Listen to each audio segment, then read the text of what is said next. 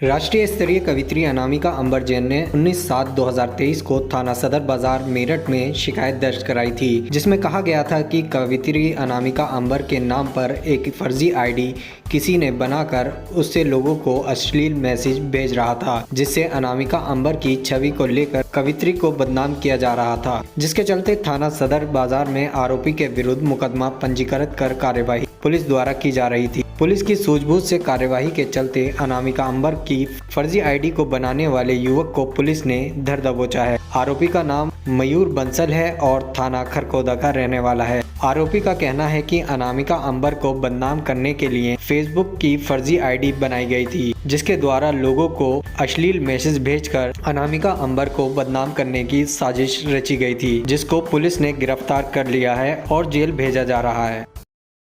पहले तो इन्होंने मेरे नाम से फेक आईडीज बनाई, केवल एक नहीं कई सारी बनाई हुई है।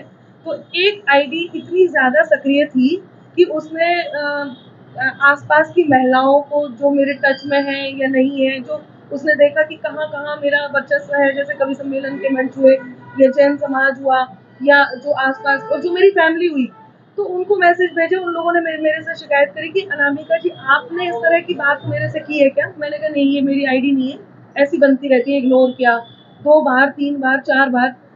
जब मेरी फैमिली में मेरी भाभी को, मेरी सगी ननद को, सगी भाभी को, मेरी मामी सास को और मेरे परिवार की तमाम महिलाओं को अश्लील मैसेज जाने लगे और उन्हें तो यही लग रहा था कि अनामिका कर रही है।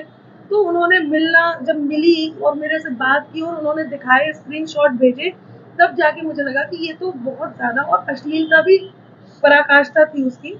तो मुझे लगा कि अब मुझे शिकायत करनी चाहिए। तो हमारी पुलिस ने तो खैर वाक़ई बहुत ज़्यादा सहायता की है और मेरी शिकायत पर उन्होंने तुरंत एक्शन लिया है और आज उसको अंदर किया है।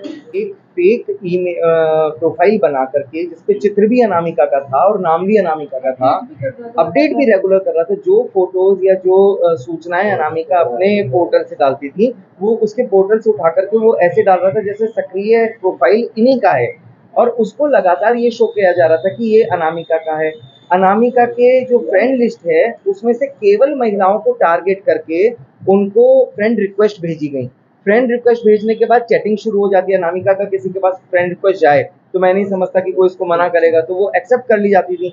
फिर उसके बाद वो जो चैट शुरू होती थी वो अश्लीलता की उन तमाम पराकाष्ठाओं को तोड़ने वाली थी, जो कि एक तरफ हम ये दावा कर रहे हैं कि 33% हम लोग आरक्षण महिलाओं को दें, और ऐसे में इस प्रकार के जो कृत्य हैं जो न केवल महिला को शोषित करने वाले हैं। आप ये देखिए, ये तो अनामिका थी जो लड़ पाई, वरना ऐसे कितनी सारी महिलाएं हैं जो केवल डर करके घर में बैठ जाती हैं कि अब हमें कुछ नहीं करना। उनके घर वाले ही उनको कहते हैं कि अब आवश्यकता नहीं है आप लोगों को आगे आने की।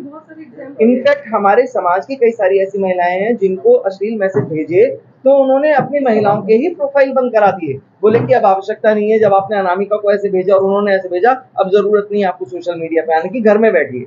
तो एक तरफ जहां पर हम लोग ये दावा कर रहे हैं कि 33% हम आरक्षण दे रहे हैं, वहां ये संरक्षण जो हम लोगों को मिला, जो लोग डरते हैं पुलिस में आने के लिए कि हम शिकायत नहीं करेंगे, कुछ नहीं होगा, आज एक बड़ा उदाहरण प्रस्तुत है कि नहीं, ऐसा नहीं है, कुछ नहीं होगा, बहुत कुछ होगा। आज सलाखों के पीछे है वो दोषी, वो जिसने ये बदतमीजी की।